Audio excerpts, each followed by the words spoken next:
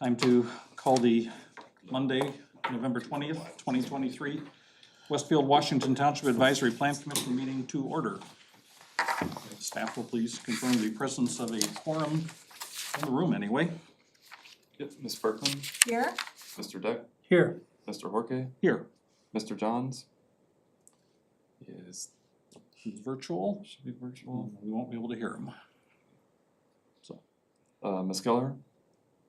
Similar situation. Mr. Maui. here, got a thumbs up from Ginny. Okay. Mr. Schmitz Here. and Ms. Bolger. Here.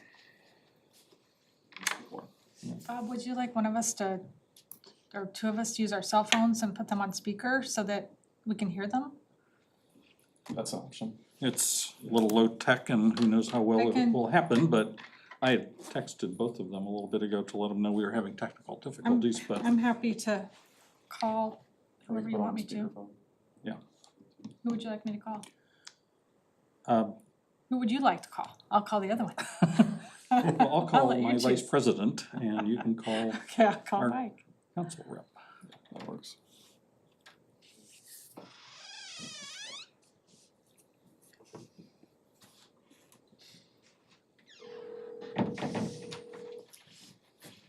Watch her answer. They're just gonna put it on speakerphone. She went to get her phone. There's the dog. Hi, Mike. Hi. Hey, are you okay with me putting you on speaker on my phone so that we can have your audio? Okay, I'm gonna do that. Upstairs and I was downstairs. Ah. So when you wanna, when they call on you, I'll just have you on speaker. Okay. This being the fluid organization that it is, since we are having technical difficulties, They're coming through on my phone. yeah, Why is it doing that? I'm not sure how that's happening, but anyway, we gathered that perhaps you could hear us, but we couldn't hear you, so to have some attempt at being able to give you an opportunity to weigh in on things, we're gonna try it this way and see how well it works. So, Jenny and Mike, you are on individual cell phones here, and we'll kind of watch your images to see if you have something you would like to weigh in on. And then we'll put some volume on our phone so you can contribute. So I've gone ahead and lowered my volume. Why don't you go ahead and lower your volume and we'll wait Okay. to see when they might wanna contribute. So, all right, so we have a quorum. So, do you both have your microphones muted, and then you can turn up your volume? Is your microphone muted? They don't need to hear you through the phone, they only need to hear you, they only need to talk back to Yeah. us. See how That way you can turn your volume up and it doesn't, Great, I did just mute my yeah, mic. there we go. So, Ginny, we see you on the screen. You are connected and you can hear me? Yep. Mike, we don't see you, but we can. Alright, so you've got him over there. Alright. There's only one item on the agenda, no changes. What is I it? can hear you. I can hear Yeah, I you. don't know how else to doing that. I was thinking of, Or turn it down. no, just turn it down. We'll go ahead and approve the minutes of our November 8th, 2023 meeting, since we have a quorum in the room and maybe we can get votes from the virtual attendees. Is there a motion regarding our November 8th minutes? I'll make a motion to approve the November 8th minutes. Second. Motion from Andre and a second from Dave Schmitz to approve the minutes. If staff will please call the roll. Yep, we have Ms. Berkman, Yes. Mr. Deck, Yes. Mr. Horke, Yes. and Mr. Johns. He said this. Yep, You thank got you. And Ms. Keller, Yes. thank you. And Mr. Maui, Yes. Mr. Schmitz, Yes. and Ms. Bolger. Yes. Those are approved. Moving on, there is no rules of procedures for tonight's meeting. It's a workshop meeting with no public hearings. Yep, so for this evening, it is a workshop meeting. The department will introduce the petition stating when the item was last before the plan commission. The Complaint Commission and petitioner will then discuss the changes made to the ordinance using the introduction as a guide and also the staff report on the agenda. Once the discussion is finished, the department will summarize the final changes that are expected to be made prior to the petition returning for a recommendation. Please do not disrupt the proceedings in any way. If you need to have a private discussion, then we ask you to please quietly exit the room. Please silence your devices at this time. If you must answer them, please quietly exit the room. We would like to remind those attending virtually to please mute your microphone when not speaking. Thank you. Thank you. As I indicated a moment ago, no consent agenda to address tonight, so we move into our only item, the workshop item of petition number 2310-PUD-09, the Spring Mill Center PUD Amendment 1. Staff can do the intro, and if the petitioner has any presentation to offer, he'll be up next, and then we'll have a discussion. Yeah, so good evening, members of the commission. For the record, Weston Rogers with the Community Development Department. The item before you this evening is a workshop for the proposed Spring Mill Center PUD amendment related to the property located northeast of intersection at State Road 32 and Spring Mill Road. This is the property directly north of the mire. So this PUD amendment proposes to modify the signage standards associated with the property. Procedurally, this item has completed the timeline thus far. So this request was introduced to council on September 11th. A neighborhood meeting was held on September 27th. And a public hearing was held on October 2nd. And that was when this item was last before this commission. So before getting into the details, I wanted to cover a few topics. So topic number one that we as a staff just wanted to make sure that we were being clear with is that the signage being discussed in this amendment is two things. There is center signs, which are larger, taller, include multiple tenants, usually include the name of the commercial center of the property. So that's one of two. So like I said, the first thing is a center sign. So you'll hear that mentioned tonight a lot, so just to have some context there. The second type of sign that we are mostly going to be talking about this evening is what we would consider an individual outlot monument signs. These are typically smaller in size, they include one or two tenants, and they're typically located on the lot that the sign serves. So for example, if you have an outlot quick service restaurant, an individual outlot monument sign would be located on the same lot as that quick service restaurant.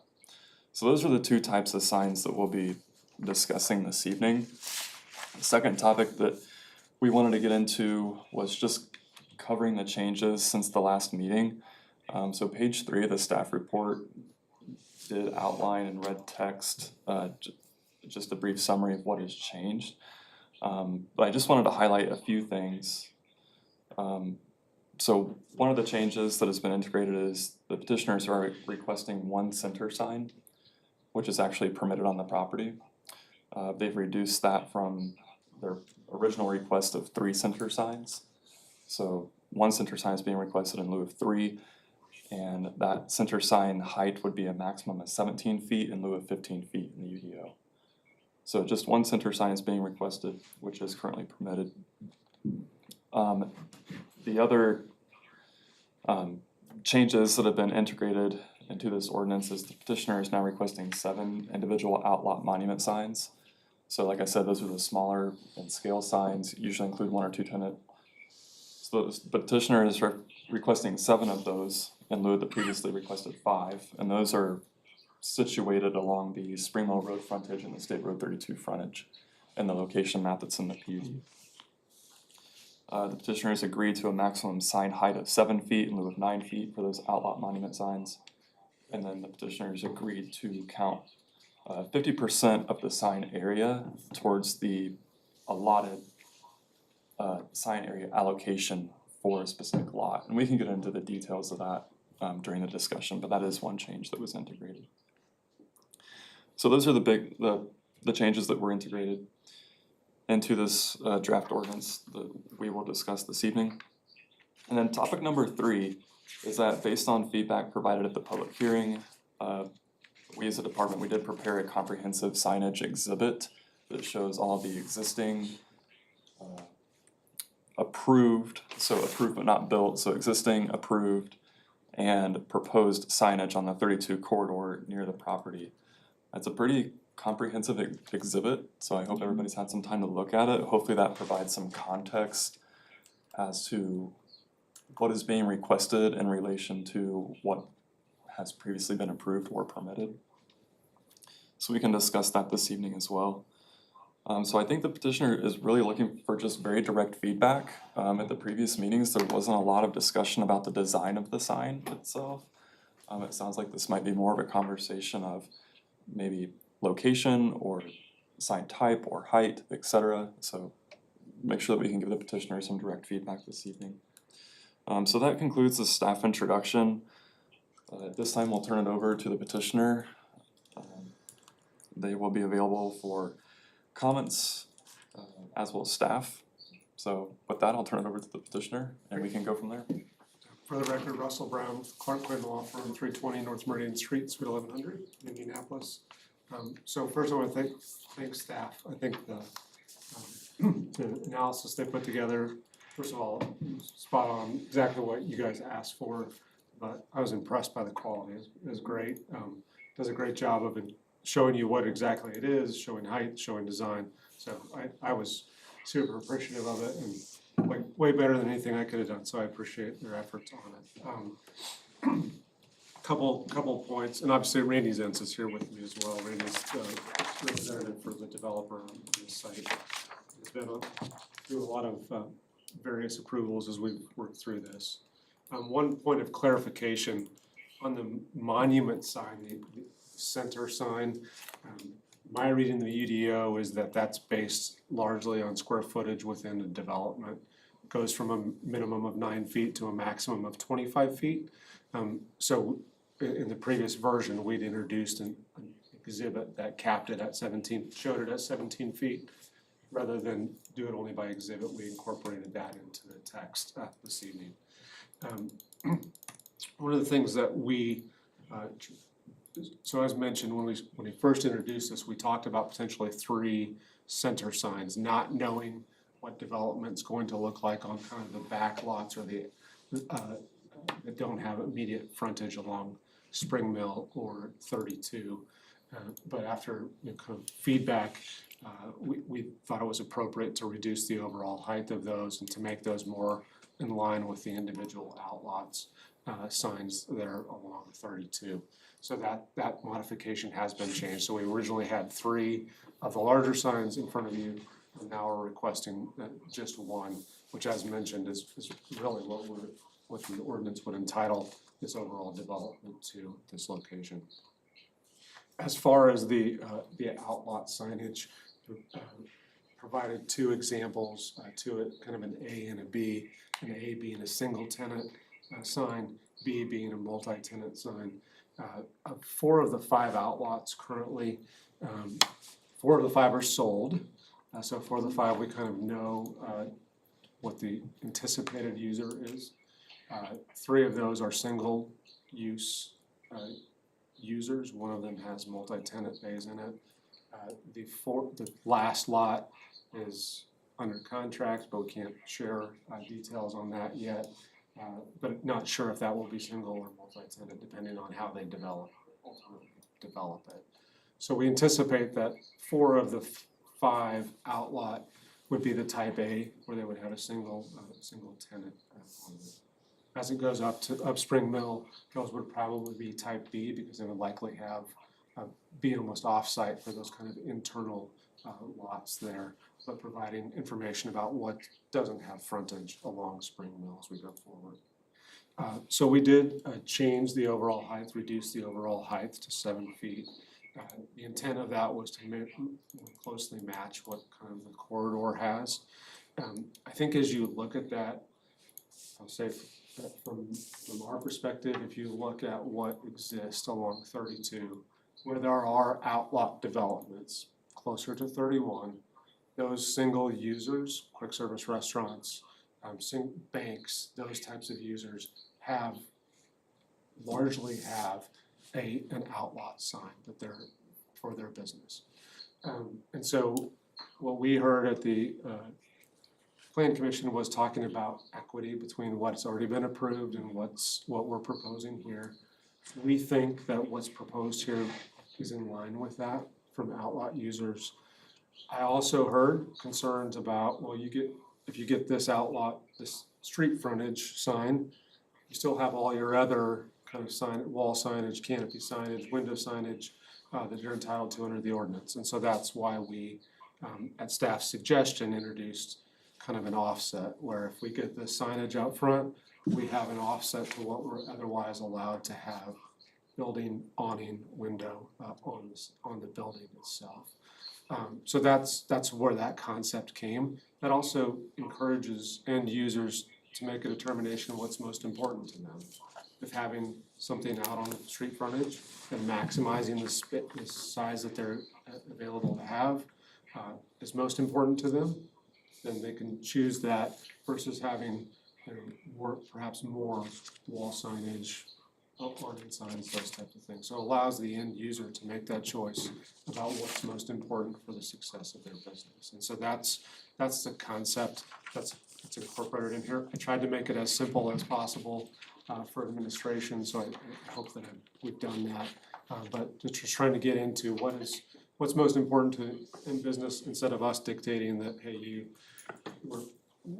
can only have this or that. At least they have, and users have a choice. So, and just for context, I think again, in my case in chief at the Plan Commission, we talked about what's immediately adjacent. The Meyer development across the street has, I believe, 5 total signs is what I calculated. I think staff's report matches up with that. They have approximately 2,300 or so linear feet of frontage along 32 in Springville. This development has approximately 3,100 square feet, so 3,100 linear feet. So I feel like we tried to at least put that in context about what's immediately adjacent there for signage. So with that, Randy, did I miss anything? No, I guess the only thing that Randy's in, it's 958 Bright Bean Court, Westfield, Indiana. I guess the only thing that I would suggest is, like, I look at the Legends project, and I'm sorry, I'm not sure if it's called the Legends now or not. Is it called Dartown or is it called the Legends? Go ahead. Dartown or Legends. Dartown, okay, Dartown. I Dartown, apologize, I I think, didn't is want to the confuse you, zoning. but the one to the right, Right. there you are. Very similar to our project, and I think, especially as I looked at their signs, and my original effort to model the signage for ours came from that development, thinking that, okay, it's about the same size, it's about the same layout with frontage lots, and then some back behind the required tournament trail that goes in the 32 overlay. So those were kind of the things that drove, some of my original thoughts when we put it together, and frankly, at the point of putting the overall PUD together in the very, very beginning, this kind of signage I couldn't anticipate it, not knowing where this was gonna go, and so didn't have it in from the beginning.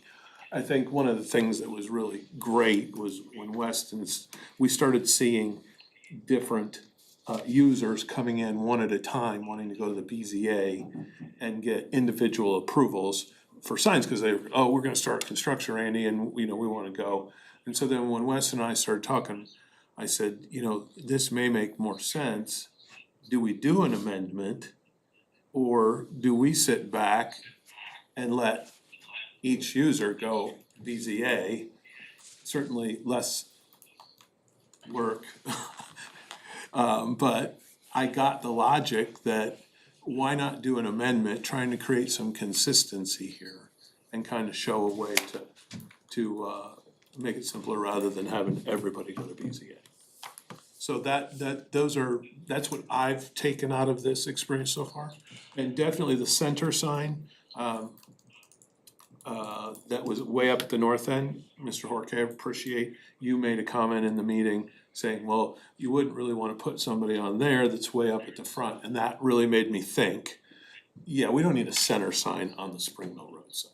We need a monument sign that can let somebody know that back in the depth of this area are these two businesses.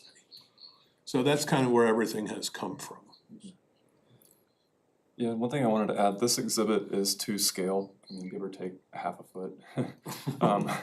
But what you're seeing here is a representation of the actual scale of these signs. So if you see a, 6-foot sign, at Culver's, McDonald's, or wherever, that's 6 feet is 6 feet across this whole spectrum of signage. So we try to integrate scale into this to help further evaluate, just from a visual standpoint, the context of the signage in the area. So just a clarity on that. And Weston, that triggered something that I thought about. TCU initially was a vertical sign, very similar to Chick-fil-A, and had the ball on it, but they wanted it to be taller, and that was their original presentation in their BZA design. Now they're Everwise, and they want to be horizontal. The only thing about the designs of these signs that made me a little anxious when we started talking about trying to create consistency was, I am kind of cramping the individual business's style. I don't know if this will allow for any flexibility at all if someone wanted to have, say, more of their sign being a little bit taller or more narrow, but we're willing to cap at the 7 and just tell them, look, we're gonna cap you at 7. You don't have to use 12 wide, just bring it in, but we're topping you off at 7. Would that also cap at 12 wide? Yeah, As, yeah. so those are the outside dimensions, 7 by 12. On ours, we say max. We've written it on there as max. Yep. And then as far as the colors, we have ledgestone noted on the bases or a complementary stone or masonry product from the building itself of the person building on the lot, so that it's matching to that business. We have the orange bars on the top. It could be the color that is complementary to their building, or black is what we've proposed. So if they don't want to use a complementary color there, they could use black as the default. Not typically, Yeah, I was just, there's a handful. we typically don't regulate color. so Okay, that- I'm just, Yeah, I'm an overthinker. Unless you wanted, if you wanted to get into that, we could, but yeah. I mean, we can regulate color. Please, let's, It's not I didn't something mean we to typically- complicate things. I I didn't too. apologize. I think one thing I wanted to mention too is that the sign area allocation, that's something that I just wanted to touch on before we jump into the discussion here. So signage is not endless on any property in the city. Depending on the geometry of your building and the lot that you sit on, you were permitted a certain bank, if you will, of square footage. So each property owner, let's say they have 150 square feet of signage on said property. The property owner can decide how they want to spend that square footage. Do you want to take the allotted square footage of signage and put that towards a monument sign? Or do you wanna put that towards a wall sign? Or do you wanna put that towards a ground sign or a canopy sign? Or split it. Or split it evenly between all those. So that's why on this exhibit here, you'll see there's a lot of variety in monument signs, because certain property owners or business owners, they maybe didn't even want a monument sign, or they wanted a small monument sign, or they wanted a larger one. They wanted more wall signage, so they lowered the height of their monument sign.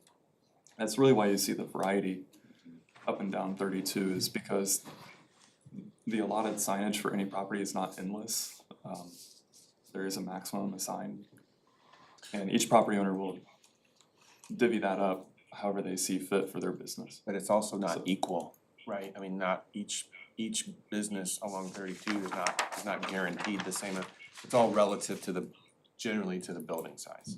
Typically is how that's It's typically, calculated. give or take, 1 square foot of signage for every building facade facing a right of way. That's a typical rule of thumb that you'll see in our UDO for signage, so. just another dimension to add to the conversation there, discussion. So the bank of square footage any given user has available to them is based on their building. So if user A gets 200 square feet of sign bank, but they would like to have a monument sign, the text references counting 50%.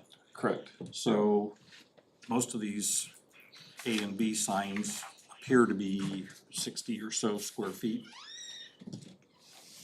If I was reading the dimensions correctly, that's, I guess, for a single one. So of the 200 square feet that somebody behind that sign would have available, 30 gets eliminated if they use that, and they only then have 170 that they can spend on their building. That's correct. Just wanted to make Yeah. sure that was clear. And if somebody is occupying one that has two of them, so those are each 30 square feet, they're probably smaller buildings. So if they have 100 square feet and they've used one of those two panels that's 15 square feet apiece, then they lose 7 or 8 square feet off of what they can put on their building. Exactly. And then, for my clarification, if it's okay, Please. when we allot for that, the people that are down the street, they did not necessarily allot for that. They have their full 100% and get to choose where they use it, or how It's did that per work out? PUD. It's Per actually, PUD, every okay. PUD is different, so for example, with Meyer across the street, it was a bonus. The PUD, These Wrote in a smaller, certain these square shorter footage. monument signs, right? That's what you're referring to. Those are, Yeah. those are in the. so for minor example, situation. in Meyer, the monument sign was a bonus. It was just you get X amount for this monument sign, not contingent on anything else. In Wheeler Landing, the entirety of the monument sign counted against the user. It really just depends on the PUD and Okay, how it was seen fit for that specific scenario. thank you for that clarification. I wasn't sure how it worked out, Yeah, it location really to is. location. It's It different. depends. Yeah. It's different. I think one of the comments, I think at the public hearing was hoping to see kind of an apples to apples comparison up and down 32, and I think this shows us that there really isn't. I mean, It's the closest you could It's the get. closest we can get, but they're all so different, like it's just, it's hard to do a true apples to apples comparison. But as I look at the comment of equity, the only thing that really struck me was a bank down here has a monument sign. A bank down here should have a monument sign. Quick service has a monument sign down here, quick service should have a monument. That was kind of the way that I looked at the word equity. Gotcha. We don't, at least, I don't necessarily have a compelling way of disputing that.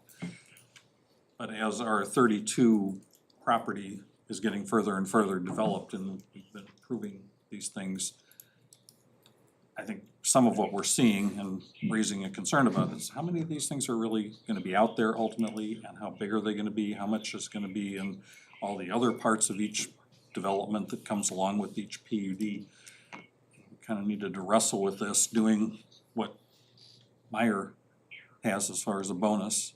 I think we need to take off the table. That was something that seemed okay at the time, but that's probably a lot.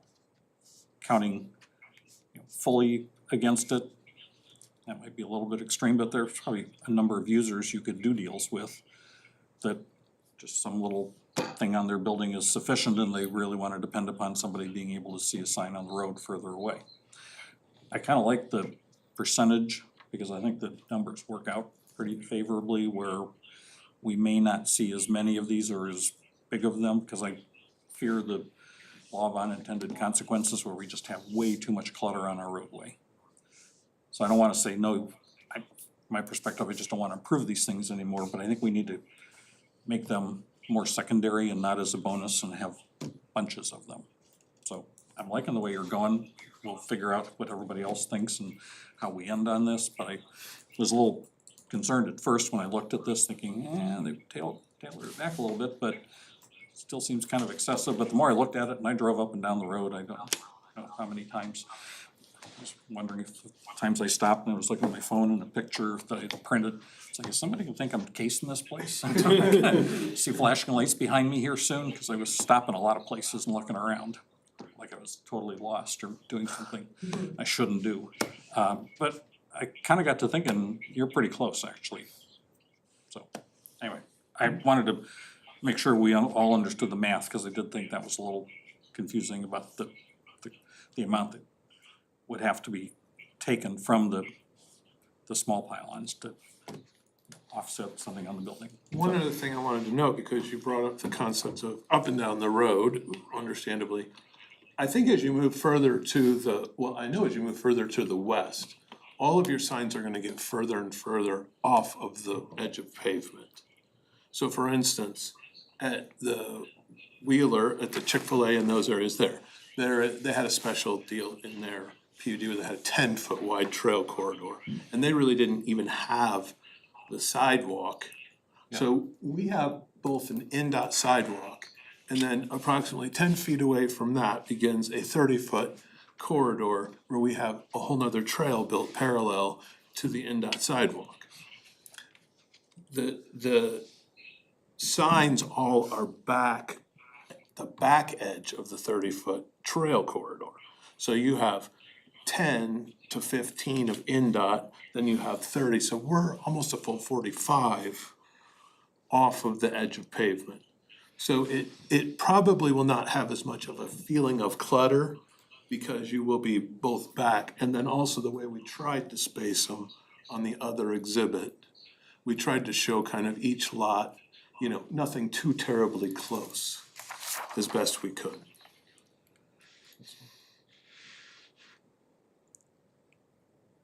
And you show on all of these 5 lots that you're currently anticipating here, A or B. If it's a single user, it's an A, but if there is somebody that has multiple users, it's Yeah, a we B. we talked about whether to specify it or not, but I think that could be an edit to come back. Right, I think if the Yeah, I language mean, I can make- clarifies that not everybody's gonna have the opportunity for multiple signs.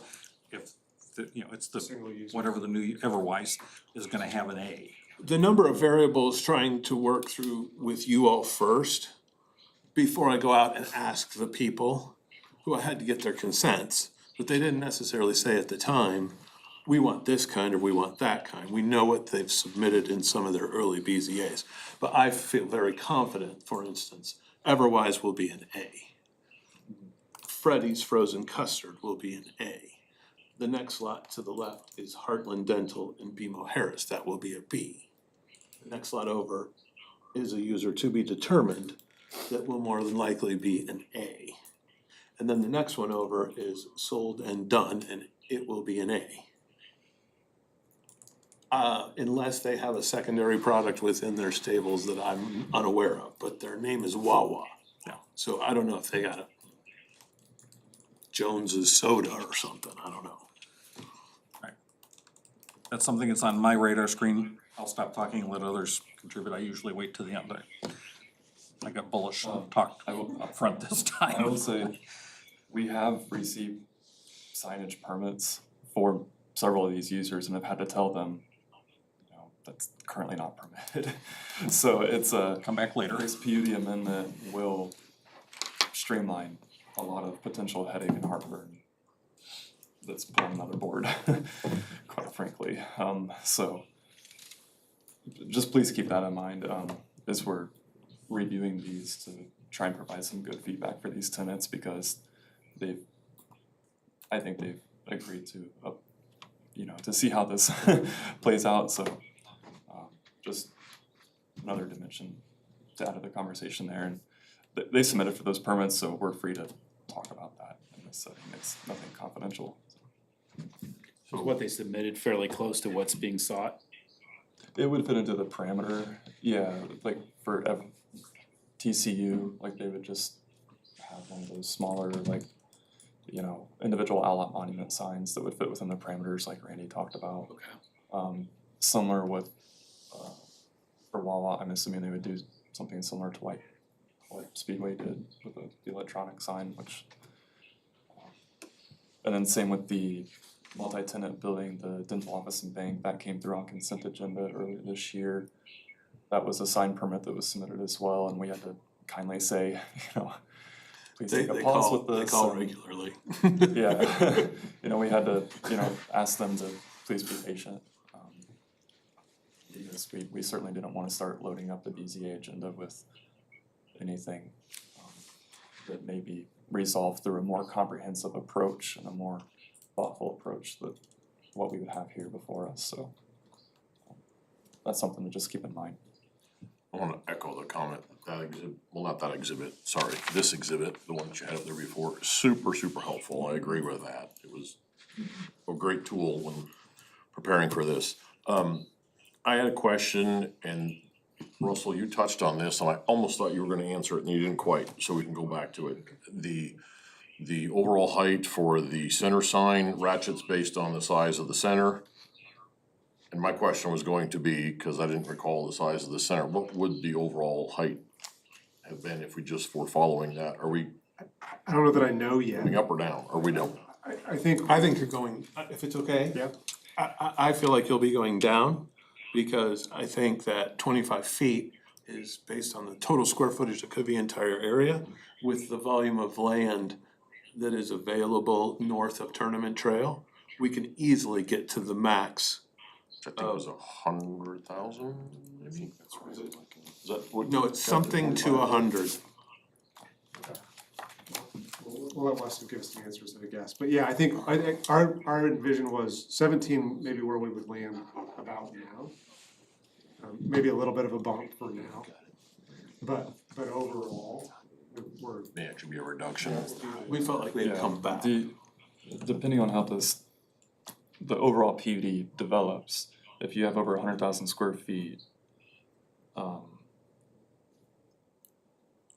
if you're over 100,000 square feet, the center sign could be as tall as 25 feet.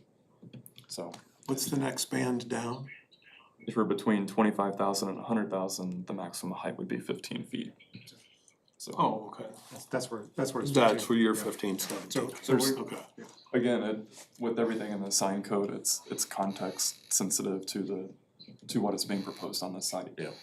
Um, So that was something I'm real curious what everybody else thinks, because it actually seems very reasonable, but, and I can't read them all from here, I don't think anything else was higher than 15, or maybe 15.6. Anything built. And so, It's built, I mean, there's things that aren't built that have they have a permitted one that could be allowed, but When you get down what 30, you're saying. I know that's something, and we talked a lot with Meyer, and they wouldn't move, and it cost them a couple months, as I recall.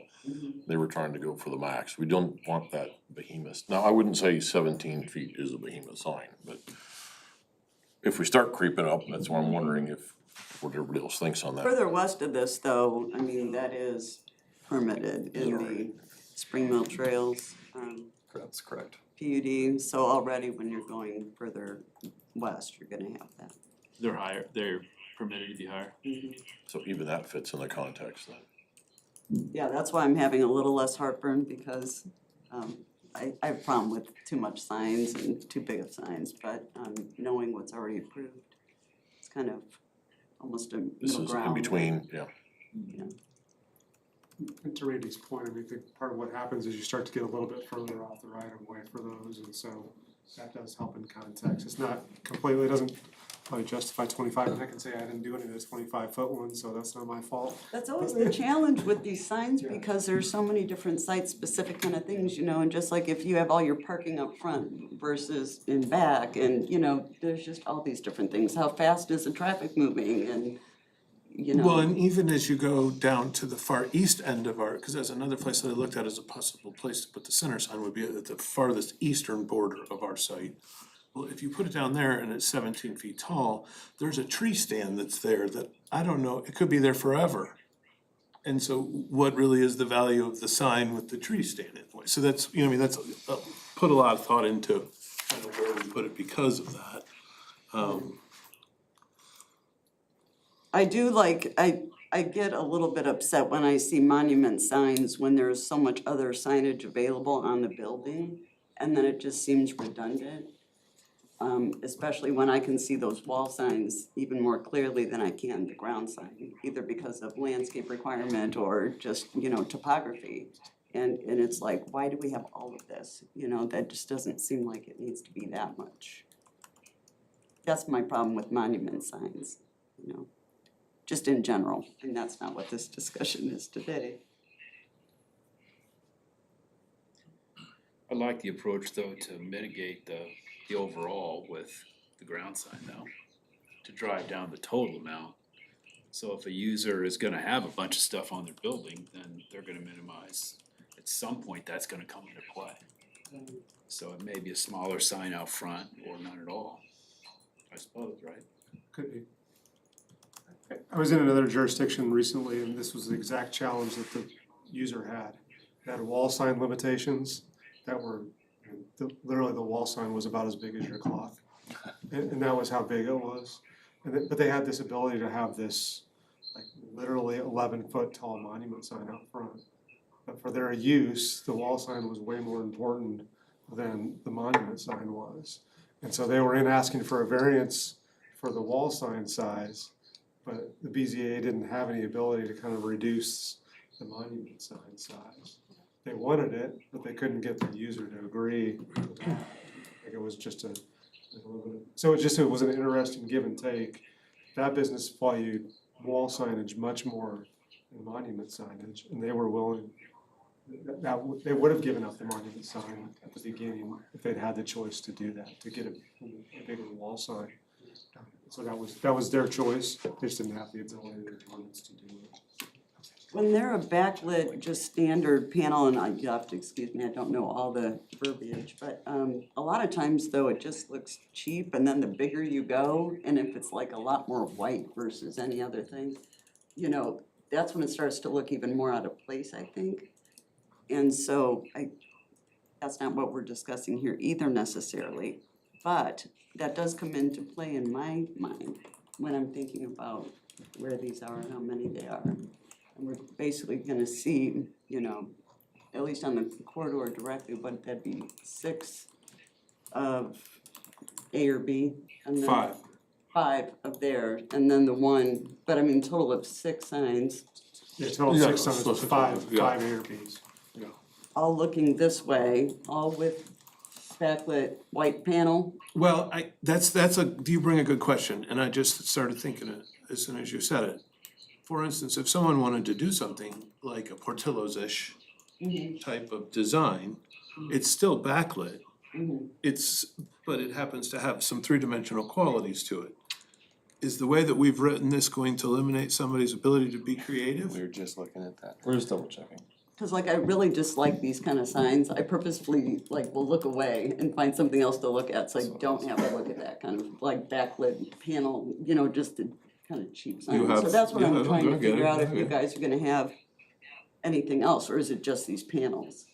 I think we were just giving you an example from massing perspective of Yeah. what it was, what the idea of a base with a sign on top and with a maximum square footage and maximum size. I don't think there's any intention, cause I agree, I think the worst thing you could have is if you have a national user, Freddy's, who comes in and, you know, I think Freddy's will do something that's their own kind of, you know, sculpted sign that's Yeah. not a square. It will be what they wanna do, it'll be just put on that base.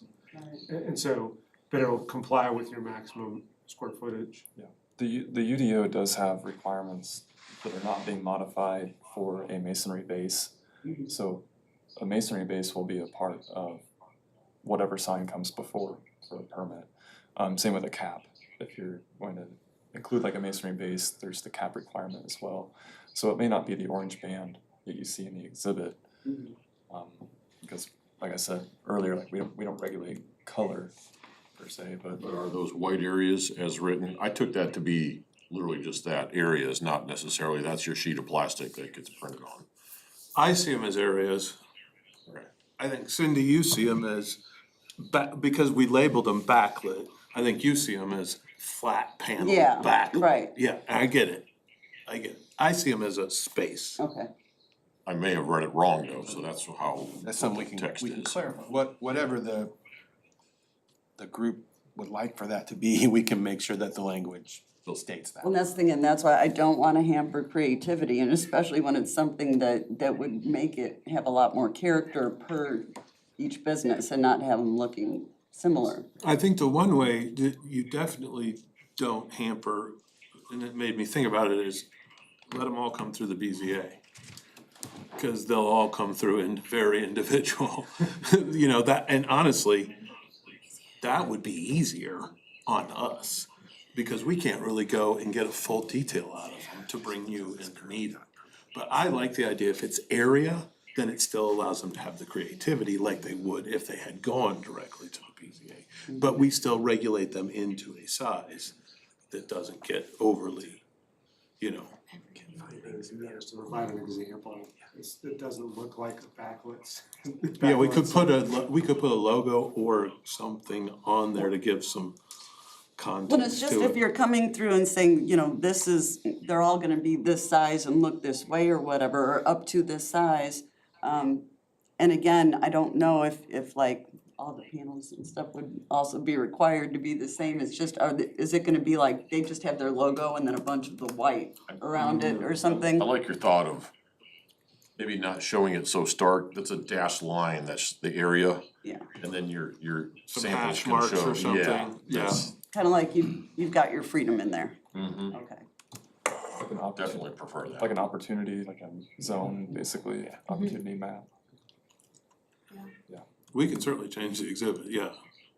That was not, the intent wasn't to make it a white panel, it was to show space. BZA has a function, we're trying to put them out of business every opportunity we get, but we can't seem to make that happen. And I would really like for not this kind of stuff to be going there. But like Cindy, I have a real personal issue with too many white panels because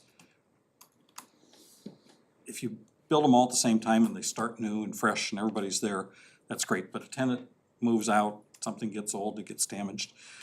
There's several that I could hop out of the room here and take you for a drive-by. There's, you know, shopping center on 32 with a grocery store anchor that got, I don't know how many different colors, and several years ago, somebody that left, the panel got taken out and turned around so that you couldn't see their name, but at night when it was lit up, it was there backwards. It's like, really, is this the quality that we're going to?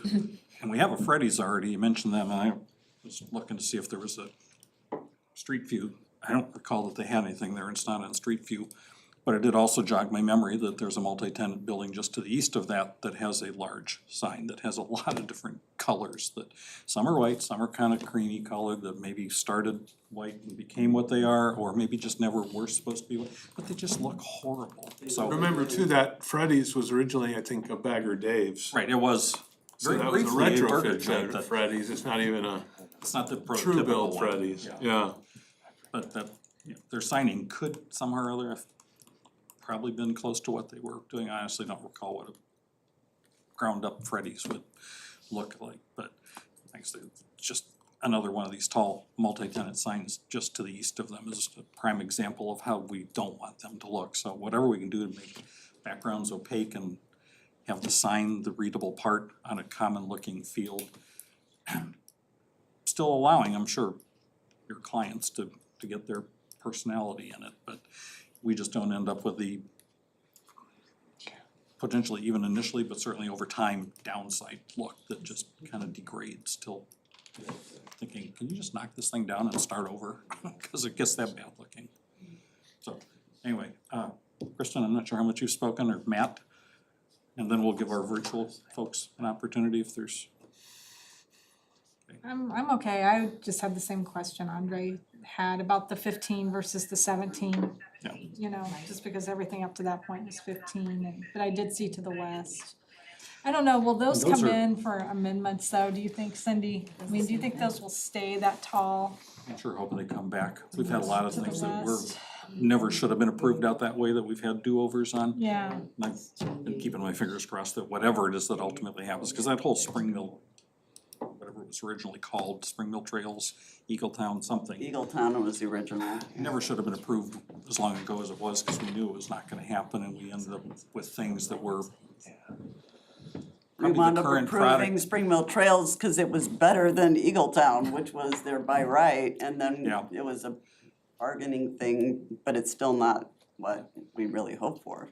But what's happening, and a lot of places around the community, is better than what it could be if somebody was motivated to just say, I'm gonna look at that thing that's 20 years old and I'm gonna do it. Most folks, fortunately for us, have not done that. So I think we can look forward to having better things that we can crunch down a little bit, but time will tell. Jenny, are you able to hear us? Do you have anything that you would like to comment on? I'm gonna go ahead and turn the volume on my phone up. Nope. Can you hear me? We can hear you. Oh, okay. Yeah, I don't have anything to comment on. I think it's frustrating that we don't have more of a consistent sign ordinance along the whole corridor, and that every PUD that comes in modifies it again. So it just makes a lot of work for us and a lot of frustration, I'm sure, for developers too. But that's all I have. All right, excellent. Mike, if you can hear what's going on, do you have some comments that you would like to weigh in on? Kristen has turned her volume up. Mike? Mike? Can you hear me? Yes, now we can, yes. Okay, great. Yeah, I guess number one, I agree with what Jenny just said. We've got such a diversity of signage. It's kind of disappointing.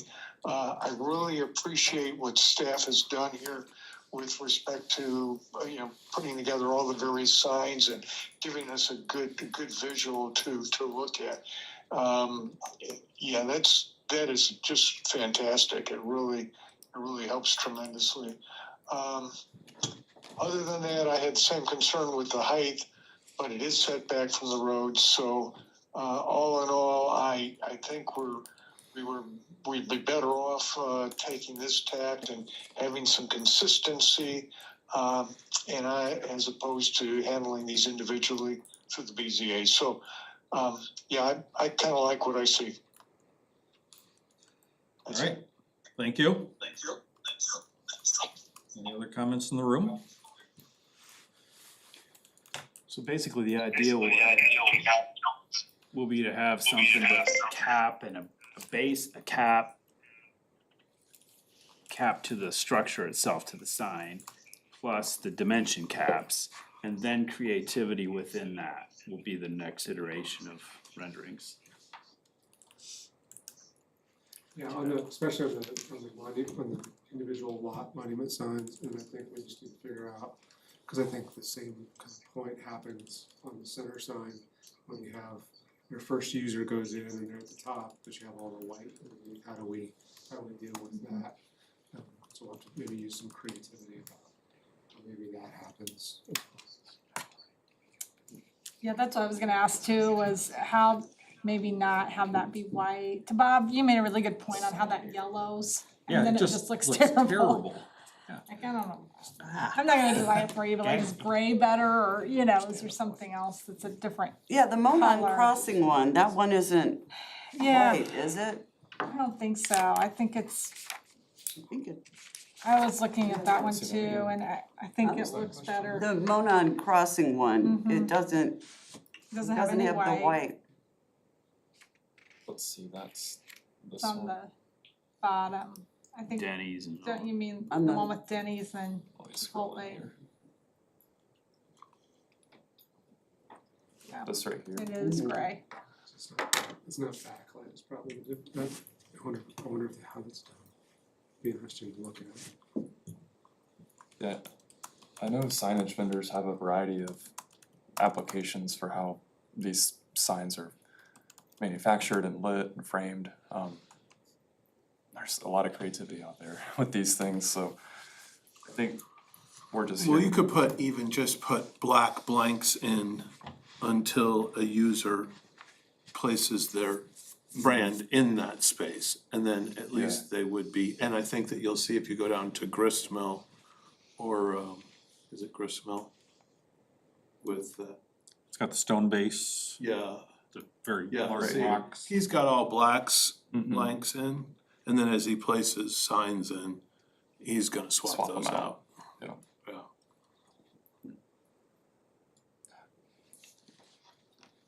So it sounds like what I'm hearing is just these exhibits really need to be updated to show more of a creativity zone or opportunity for signage, not necessarily just a white panel. Is that? Yeah, I wanna get, if we could, like Andre suggested, the concept of maybe hashing or something, that this is an area, I didn't wanna get too detailed with the graphic designer, putting too much creativity into someone else's brand. A little bit overreach on my part. Gotcha.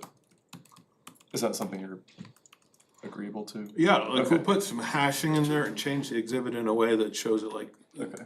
sign area instead of.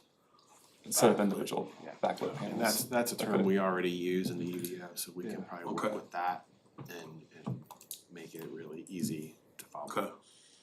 If you can wordsmith something that leads everybody down a path of, don't put me on a lit white background. Now, this is for the entirety of the PUD, you're not gonna be coming back for some future development area. Certainly hope not. The intention is no. I mean, that's why we're doing this, and that's why we're trying to do a comprehensive, and that's why we reserved the ability to have signage up Spring Mill too. You know, with these signage, so that we account for the fact that there's going to be users in there that will need signage along Spring Mill. So, yeah, well, subdirectional signs and all those things are, you know, not affected by this, but that's, the intention was to have a center sign for the overall development, to preserve rights for future development as you go north into the larger. So absent it being, you know, some gorilla in the room that we're not aware of, I mean, the intention is this is it. That was why we tried to do it in a comprehensive way, and anticipating future growth opportunities.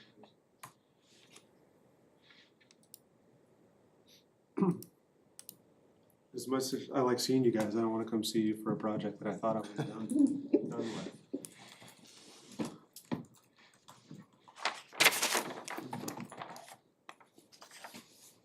Yeah, hello. I don't have anything else to add. Okay, I didn't know if you wanted to be around to the end of the meeting or not, so that you dropped off. Yeah, I had another call. Oh. It's been a problem with the exit since you have enough to. So, We're about there, other than reports. Okay, thanks. Okay. So the only other thing I heard was just clarifying that single users are only entitled to the A sign and not a B sign. That was the only other. Yeah, some language that wraps that up. Makes it clear. Do we have information to do a quick summary? Okay, I think so. Are we ready for a quick summary of the discussion? I'm thinking we are, unless others feel differently. Let's go ahead and hear what your note-taking has resulted in. Take a shot at it, or, so I really came away with two kind of clarifying issues. One, you can debate the wording of this, but really one is to either ensure or clarify that these monument signs, one, I think you said require a base and a cap feature of some kind, establishing a maximum height for those, as well as establishing a maximum sign area set of dimensions, both height and width, which we're kind of showing up, just refining that exhibit to clarify that. So that's one issue. Second issue was clarifying really whether using A or B signs. And there's probably multiple ways to do that. I mean, are you to a point where you're comfortable like committing to a number of A versus B, or? It'd be best to just simply say that if it's a single tenant building, it's entitled only to An A. an A. Yeah. If it's a multi-use building or it's B, especially along Springville, or along 32. Springville would probably be a little bit different because you might be having signage for maybe 2 lots back there. But maybe it is a single user on a single lot is entitled only to an A. Multiple user or multiple lots may utilize a B. And that would allow you to avoid. That would. Does that satisfy your? Yeah, I think that's Okay. right it up. I think it's hitting the nail on the head. We'll see what it looks like when it comes back for our next meeting, but I expect you'll do good. My goal is no questions. I set a pretty high bar for myself last time. Good. I don't want you to get too comfortable here. So I can want everybody to understand know we're doing our jobs. to understand the process, so as I talk to users and people that are building buildings right now, the next step will be to come back to Plan Commission, okay? For a recommendation to council. And then it goes from there to council, okay? So the next APC meeting would be December 4th, that's a Monday. Revisions by. And then we just need, I mean, with Thanksgiving coming up. That's why I asked. Yeah. We have, I mean, we could probably offer some flexibility there with the holiday coming in. Normally it would be what? The Friday Friday, before. so this Friday, so we, early next week, is that, we just need to kind of have a sense of it before we have our pre-meeting on the Wednesday before, so the 29th. And then agendas go by Thursday. We'll figure out how quickly we can get the agenda adjusted. The text should be pretty quick. You don't have anything else to do, do you? This is your most important project. And they don't have anything else to do either, except wait for you to submit this.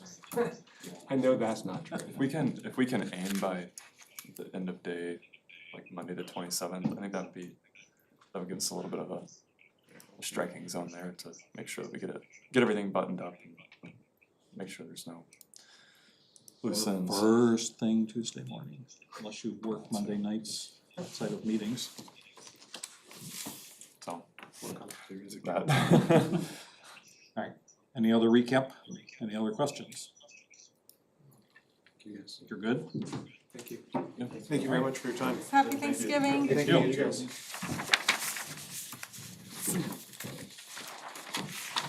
So that was our single sole workshop item.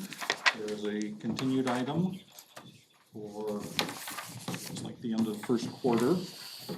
Taking us then down to reports and comments. Are there any general comments from Plan Commission members for each other?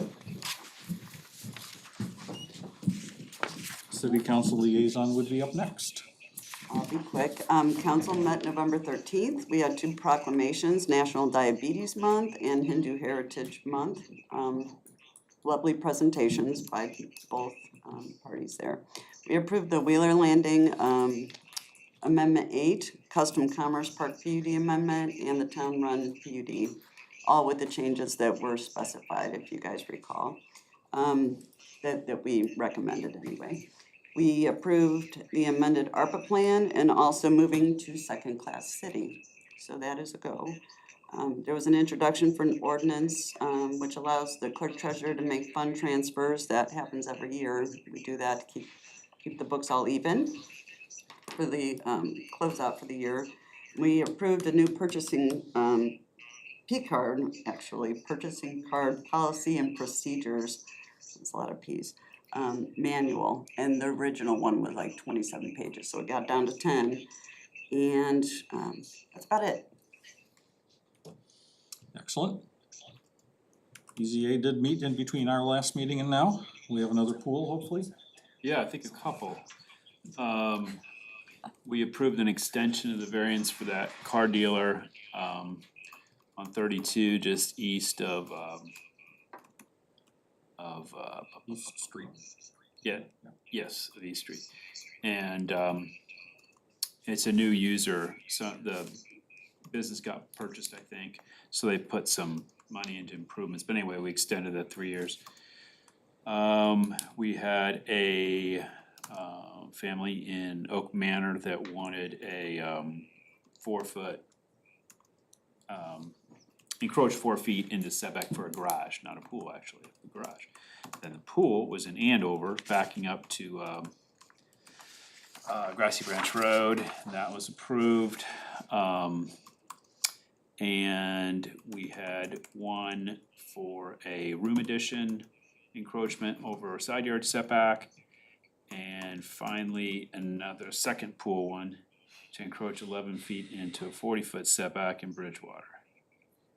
So 40% of our work was pool location variances. Back to normal. We're a community of strong swimmers, hopefully. Thank you. Flat committee did not meet, so no report. We have the director here, so Community Development Department, do you have something for us? Sorry, I don't, all this build up for nothing. Don't apologize. No, but we actually might have a plat committee meeting coming up in, For the end of the I year. don't know if it's December or January, but coming up. Rock on. I mean, That would be a sign of something good. yeah.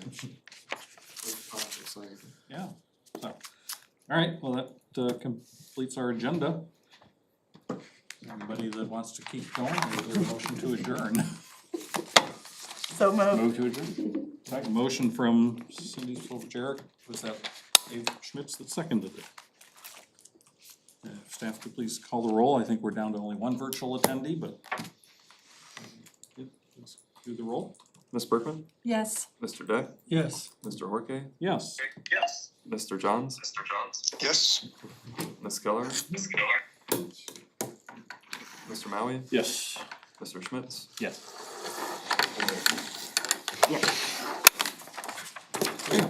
We are adjourned at 8:13 PM.